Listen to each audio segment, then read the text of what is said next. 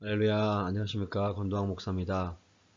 하나님의 은혜와 축복이 함께하는 귀한 삶이 되시기를 바랍니다. 오늘은 목장 교재 나눔 제8과 회복의 소망이라는 제목으로 함께 은혜를 나누고자 합니다. 먼저 함께 나눌 하나님 말씀은 열왕기하 25장 1절에서 7절, 27절에서 30절 말씀입니다.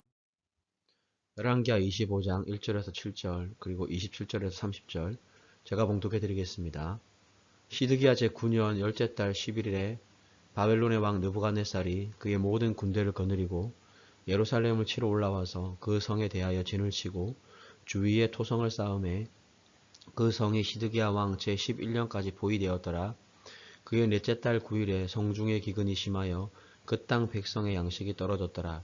그 성벽이 파괴됨에 모든 군사가 밤중에 두 성벽 사이 왕의 동상 견문길로 도망하여 갈대아인들이 그 성읍을 에워쌌으므로 그가 아라바 길로 가더니 갈대아 군대가 그 왕을 뒤쫓아가서 여리고 평지에서 그를 따라 잡음에 왕의 모든 군대가 그를 떠나 흩어진지라. 그들이 왕을 사로잡아 그를 리블라에 있는 바벨론 왕에게로 끌고 가매 그들이 그를 심문하니라.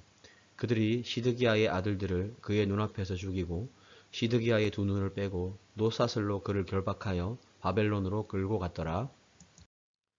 유다의 왕 여호야긴이 사로잡혀 간 지 37년 곧 바벨론의 왕 에윌 무로닥이 즉위한 원년 12월 그달 27일에 유다의 왕 여호야긴을 옥에서 내놓아 금모리를 들게 하고 그에게 좋게 말하고 그의 지위를 바벨론에 있는 그와 함께 있는 모든 왕의 지위보다 높이고 그 제수의 의복을 벗게 하고 그의 일평생에 항상 왕의 앞에서 양식을 먹게 하였고 그가 쓸 것은 날마다 왕에게서 받는 양이 있어서 종신토록 끊이지 아니하였더라.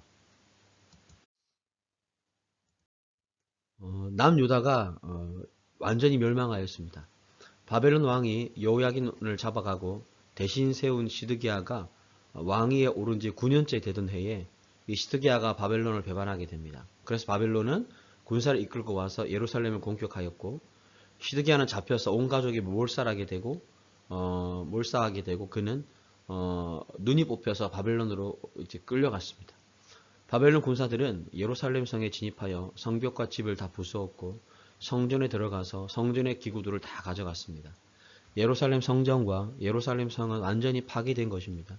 하나님께서 거하시는 예루살렘 성전, 하나님의 거룩한 도성인 예루살렘 성일지라도 제약은 심판과 징계로 이어집니다.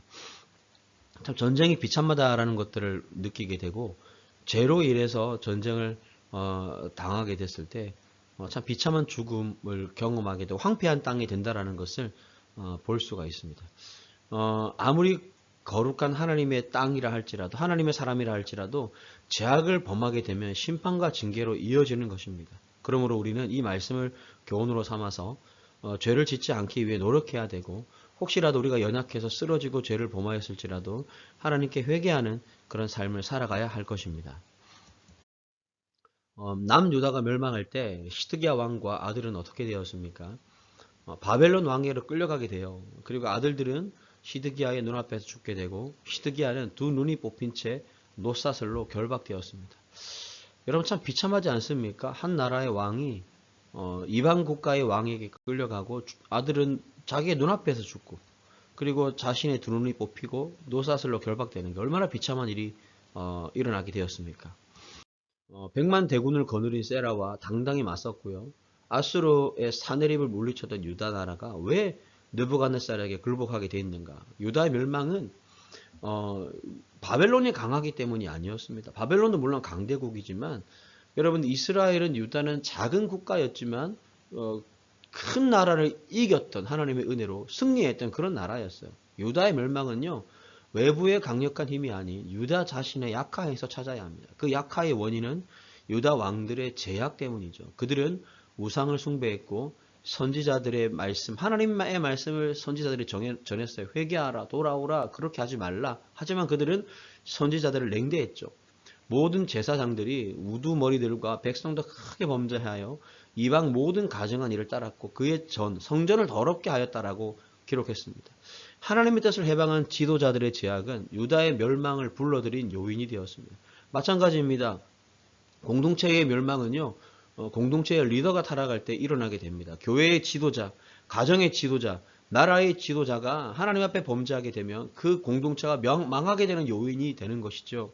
여러분, 우리는 약해도, 우리는 부족해도, 우리가 하나님 앞에서 살아가면, 하나님의 은혜가 임하고 하나님의 능력이 임하면 강한 나라를 이기며 살아갈 수 있는 거예요. 그러나 우리가 아무리 강해도요, 하나님 앞에 바로 서지 아니하고 죄악을 범하면 결국 그 강함은 사라지고 어떻게 되죠? 하나님의 심판을 받게 된다는 것을 기억하시고 언제나 하나님 앞에서 살아가는 저와 여러분 되시기를 주님의 이름으로 축복합니다. 예루살렘 성전과 기물은 어떻게 되었습니까? 바벨론 군사들이 이제 쳐들어와서 침략하고 성전의 두 녹기둥과 받침들과 성전의 놋바다를 깨뜨리고 그 놋을 바벨론으로 가져갔어요. 은, 금으로 된 성전의 기물도 모두 가져가게 되었습니다. 참 하나님의 성전의 거룩한 기물들이 약탈을 당하게 된 거죠.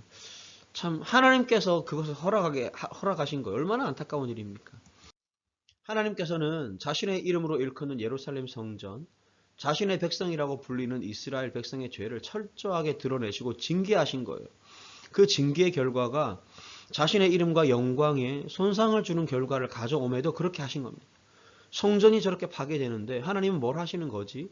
자기 백성을 구원할 힘도 없는가라는 소리를 들을 수 있습니다. 그런데도 하나님께서는 직접 이스라엘의 죄를 다루시고 철저하게 징계하셨던 겁니다. 여러분, 죄는 반드시 대가를 지불해야 됩니다. 죄의 결과는 사망이라고 하셨잖아요. 그러니까 여러분, 우리는 언제나 하나님 앞에서 무엇이 죄인지 아닌지를 잘 구별하고 하나님 말씀을 기준으로 철저하게 죄를 멀리하고 하나님 말씀대로 순종하고 살기 위해 노력하는 그런 하나님의 사람들 되시기를 바랍니다. 포로로 끌려간 여호야긴은 어떻게 되었습니까? 바벨론 왕이 여호야긴에게 은혜를 베풀어서 그를 옥에서 나오게 하고 왕의 의복을 입히고 일평생 왕과 함께 음식을 먹게 하고 그가 필요한 모든 것을 공급해 주었습니다. 그러니까 여러분, 이게 앞전에는 하나님이 모든 유다의 사람들을 다 죽이고 시드기야 왕도 뭐 이렇게 이제 심판을 받게 했는데 시간이 좀 지난 이후에 여호야긴 왕을 다시 회복시키는 그런 하나님의 섭리와 은혜를 볼 수 있습니다. 이는 새로운 소망을 바라보게 하는 사건으로 특히 다윗 왕조의 회복을 소망하게 합니다.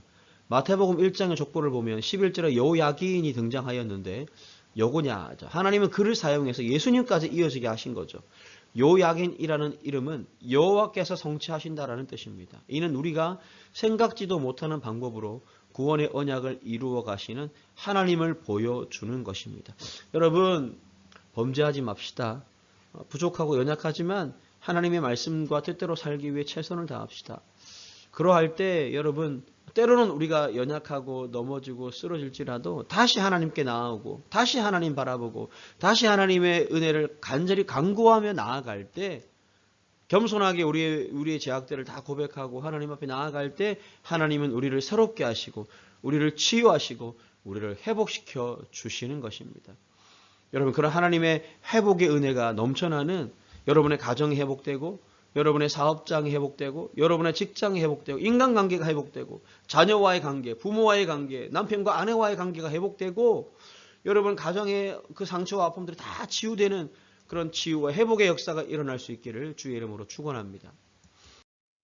시각장애우인 고 강용우 박사는 세장암 말기 판정을 받고 가까운 지인들에게 작별 편지를 이메일로 보냈습니다. 이런 글입니다. 저는 신앙인입니다. 죽음 이후에 다음 세상을 믿는 사람이죠.